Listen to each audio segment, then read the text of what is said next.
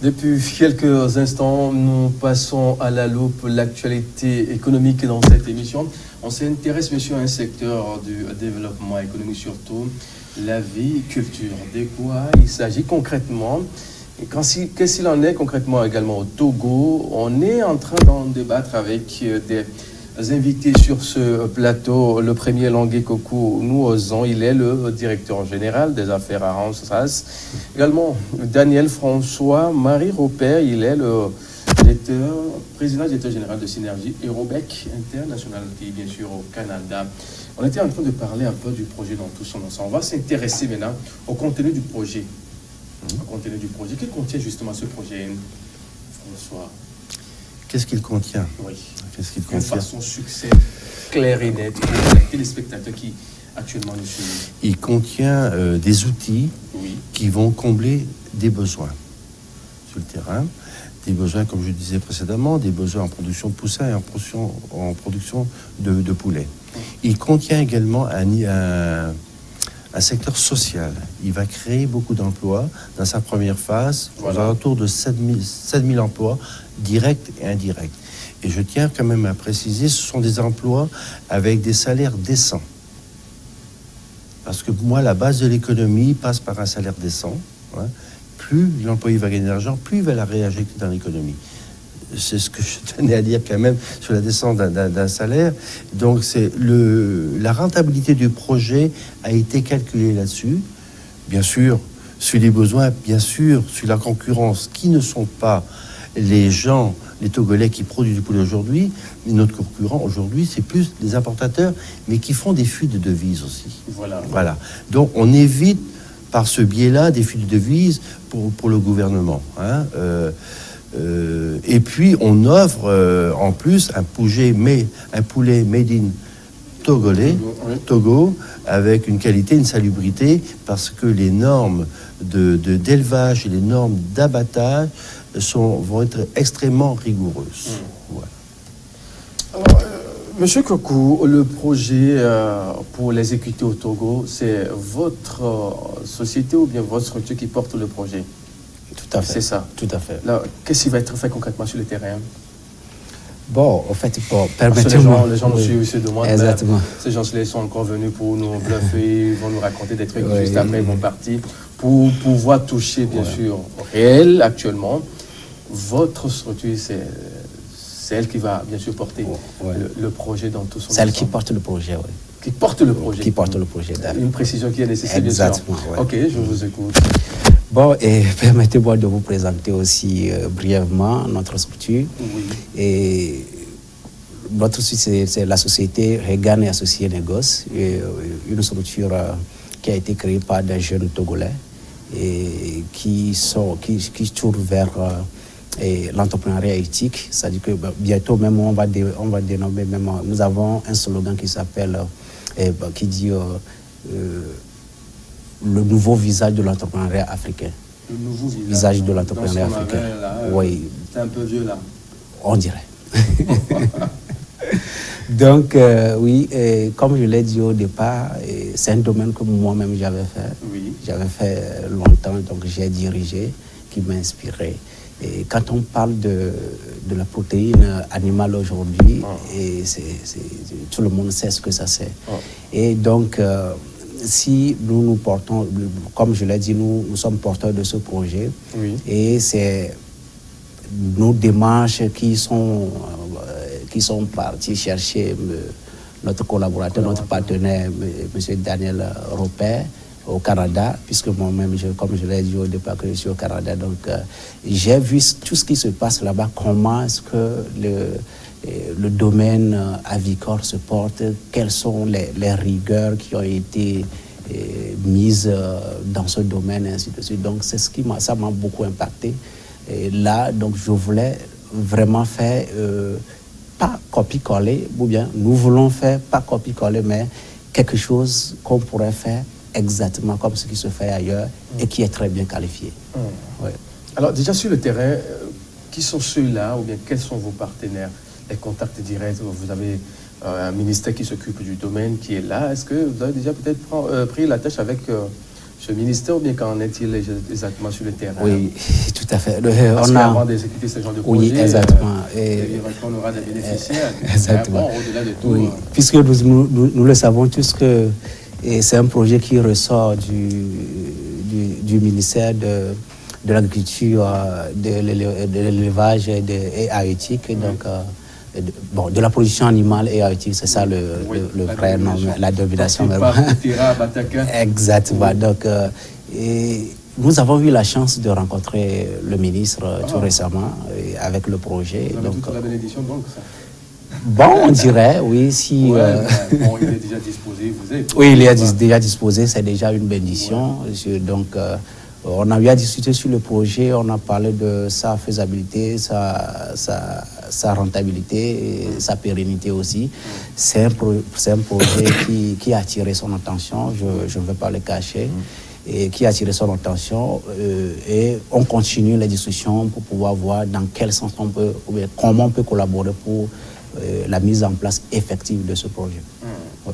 Alors, sur le terrain, il y a peut-être d'autres partenaires. On sait que pour ce genre il faut des ingénieurs agronomes qui s'y connaissent dans le domaine. Il ne faut pas quand même chercher des gens venant, bien sûr, de nulle part, qui vont foutre en l'air le projet. Exactement, oui. Et nous avons quand même fait un bon choix de mettre la main sur la compétence locale aussi. Et donc, nous traitons avec quelques agronomes sur place, sur le terrain. Et outre la consultation que nous recevons très souvent de M. Daniel Robert, et aussi il y avait tout récemment un partenaire que nous avons approché qui est en France, qui est de la société NTD, et lui aussi qui est spécialisé dans la construction des bâtiments, des bâtiments pour l'élevage. Donc il y en a plein de partenaires qui nous approchent proprement pour ce projet. Un ajout, Daniel? Oui, je dirais, pour faire un petit résumé de ce que disait M. Coucou, tous les étoiles sont alignées, tous les astres sont alignés pour arriver à ce but. On parlait peut-être d'agronome. Bon, ça, c'est le travail de ma compagnie, de faire des mises à niveau de la formation et de l'information. Et ça va se faire en lien avec le CERSA, donc le professeur Otona, avec qui on va signer une collaboration. On n'a pas à minute M, on n'a pas d'embûche pour démarrer le projet. Et le projet, les premières réalisations, une fois que le montage financier est terminé, si on se fixait une date, exemple fin août, terminée, au mois de juillet 2020, il y a des poussins sur le marché. Au mois de novembre 2020, il y a des poulets sur le marché. Donc le calendrier, il est là. On n'a pas parce que, comme disait M. Cour, on a rencontré le ministre de l'Agriculture et il a amendé dans ce projet-là. Et il va nous offrir toutes les facilités parce qu'il a très bien compris l'importance du projet pour l'agriculture. Ce qu'on fait, mais ce qu'on va apporter aussi à l'existant. Donc les facilités de mise en place seront là. C'est vrai que Monsieur le ministre disait, nous ne sommes pas des producteurs de poulets. C'est pas leur rôle. Bon, peut-être on avait parlé un peu de PPP, c'est peut-être pas l'ordre du jour. Mais c'est d'un autre côté, bon, toutes les facilités, c'est extrêmement important, quoi. Donc, on va travailler sur le plan d'affaires. Le plan d'affaires, bon, il est pratiquement terminé. On connaît sa rentabilité. On a rentré les amortissements des infrastructures. Maintenant, on est en phase presque d'invitation de capital risque sous forme d'action ordinaire ou privilégiée, quoi, pour ficeler ce montage. Alors, on sait que le projet tout est déjà ficelé.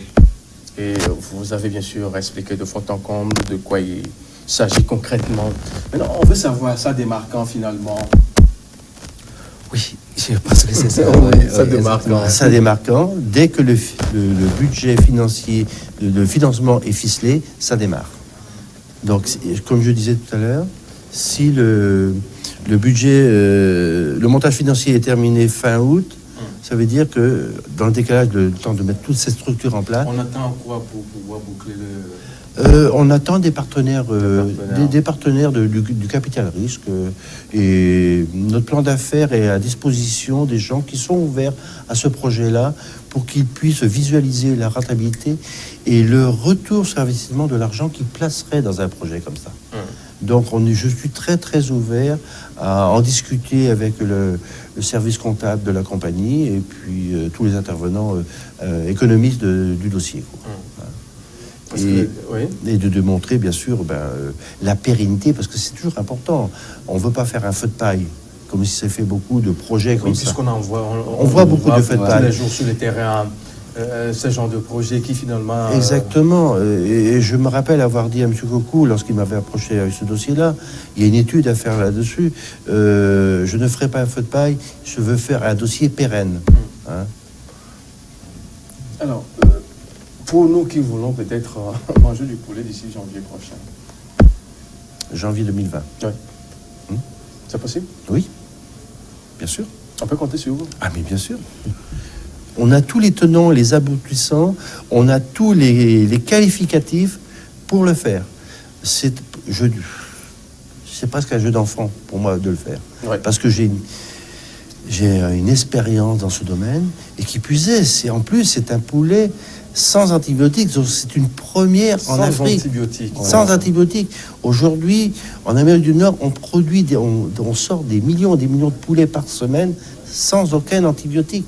Il faut savoir... Comment on les appelle des poulets bio? Non, ce n'est pas les poulets bio, on appelle ça des poulets naturels. Les poulets bio, ça veut dire qu'ils vont recevoir un intrant comme du maïs non OGM. On n'en est pas là. Il faut savoir que d'ici 2030, il y aura plus de gens à mourir d'une simple grippe que du cancer. Parce que moins de petites grippes, on ne pourra plus la traiter du fait de l'antibiorésistance, de la surutilisation des antibiotiques. Je vais dire une petite phrase, je ne suis pas un anti-antibiotique. Je suis pour les préserver. Oui. On les a connus, la pénicilline a été écrite en 1787. Il faut préserver tout ce que nos éminents chercheurs ont mis sur place. Et là, on en a trop usé et abusé. Et puis maintenant, On tend vers la fin de l'émission. Peut-être c'est le moment de lancer un appel aux partenaires parce que vous les cherchez tous les jours, non, pour pouvoir être sur le projet. Tout à fait. Oui. Quel est le message, donc, à l'endroit de ces gens-là qui veulent, bien sûr, aller dans le même sens que vous? Exactement. Je pense que c'est le but de notre passage, même ici. Et si on a demandé à mettre le projet sous presse, c'est parce que nous voulons lancer un appel pressant à tous les partenaires, tous les investisseurs, que ce soit privé, que ce soit...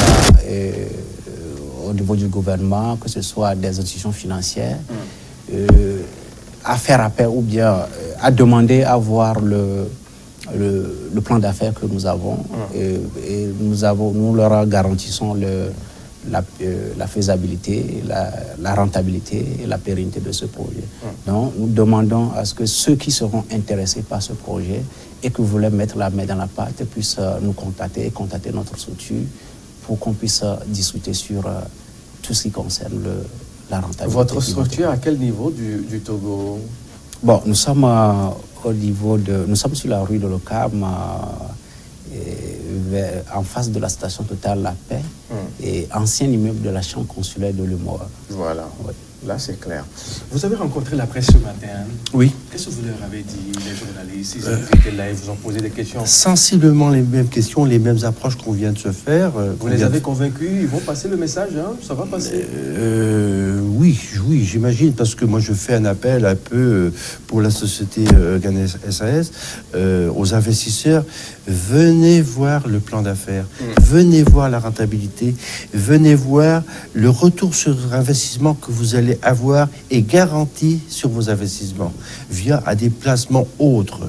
On connaît les placements bancaires, ma compagnie a des placements aussi au Canada, on connaît la rentabilité, donc faut voir, voilà. Je pense qu'il y a beaucoup, dans le système, il y a beaucoup d'argent, et il faut inviter les gens à savoir bien où faire leur placement, et puis à la limite ils feront d'une pierre deux coups, ils font de rentabilité sur leur argent, et puis ils aident l'économie togolaise. Nous sommes pratiquement à la fin de l'émission. Un mot, et puis on se sépare. Un mot, tout d'abord, je vous remercie. C'est gratuit, on est là pour vous aider, mais quand ça va commencer par revenez-nous. En fait. D'accord. On va pas quand même faire la publicité, voilà. Ouais. Et mon mot de fin, ça va à l'endroit de tous les investisseurs qui seront intéressés et qui veulent vraiment fouiller, voir qu'est-ce qui se trouve dans le projet. Un projet d'une envergure ou bien d'une production jusqu'à 1,5 million de poulets par semaine. C'est quelque chose, c'est quelque chose. Donc, ceux qui veulent fouiller, voir et voulaient mettre ou bien faire leur placement dedans.